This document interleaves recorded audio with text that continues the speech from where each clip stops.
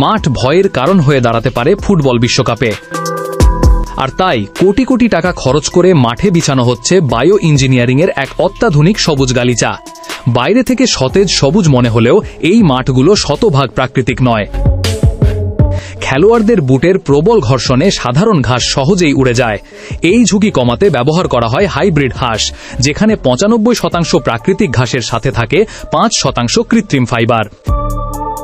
Laser guided মেশিনের স্টিলের সুচ ব্যবহার করে প্রায় 2 কোটি পলিথিন ফাইবার মাটির 20 সেন্টিমিটার গভীরে নিখুঁতভাবে ইনজেক্ট করা হয়।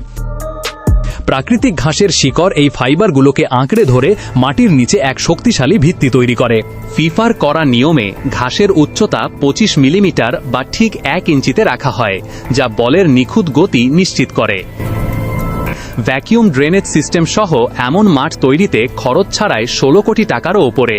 ফিফায় সম্পূর্ণ কৃত্রিম টার্ফ নিষিদ্ধ থাকায় 2026 বিশ্বকাপের জন্য নির্বাচিত যুক্তরাষ্ট্রের মেটলাইফ সহ 8টি স্টেডিয়ামের টার্ফ তুলে বিপুল খরচে সেখানে বিছানো হচ্ছে ট্রেতে চাষ করা এই হাইব্রিড ঘাস।